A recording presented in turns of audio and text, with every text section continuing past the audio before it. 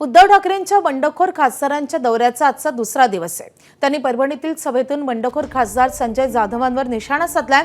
तसंच त्यांनी एकनाथ शिंदे आणि राम मंदिरातील दान चोरीवरून भाजपवरही टीका केली आहे। राम मंदिर हे आमचं दैवत आणि श्रद्धास्थान आहे, पण त्यांनी तिथे दुकान उघडून रामाच्या नावाखाली धंदा सुरू केला, असा बोचरा टोला उद्धव ठाकरे यांनी भाजपला लगावला आहे।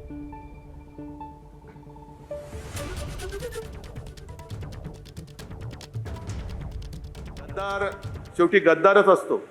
गद्दाराने किती उड्या मारल्या तरी त्याचं नुसतं वापरा आणि फेका एवढाच बिंद्याचा उपयोग आहे। आपल्या विरुद्ध लढवायचं, पैसे देऊन माणसं फोडायची। बरं, माणसं कशी की आता एक एक माणसं जी तुम्ही मेहनतीने तयार केली त्यांचं करिअर उद्ध्वस्त करून टाकायचं। आता हा गद्दार पुन्हा परभणीमध्ये तोंड दाखवायला जागा शिल्लक आहे?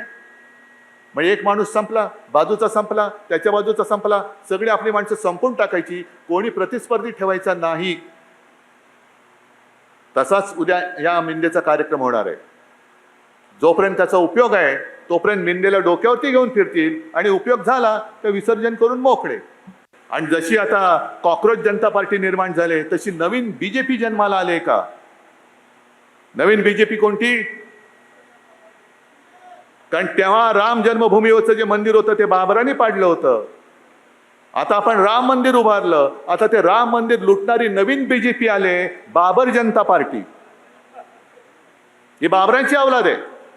त्या बाबरांनी ते मंदिर पाडलेलं, हे बाबराची अवलाद हे राम मंदिर लुटताय। मग तुमच्यात आणि त्या बाबरात फरक तो काय? मग बाबर जनता पार्टीचे तुम्ही सगळे आहात का? आणि मग हे सगळे जण तिकडे गेलेत, हे त्यांना पाठिंबा द्यायला गेलेत।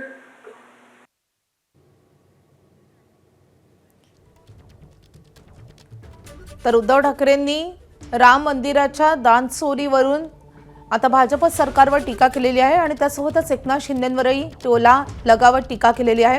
लोकसभा अध्यक्षांनी कायदा पाळला पाहिजे असं देखील त्यांनी म्हटलंय। लोकसभा अध्यक्ष कायद्याने वागणार आहेत असं सध्या तरी मला वाटतंय, असंही उद्धव ठाकरे यांनी म्हटलंय। तर कायद्याचं राज्य असेल तर हे बंडखोर बाद झालं पाहिजेत असंही त्यांनी म्हटलंय। एबीपी माझा, उघडा डोळे बघा नीट।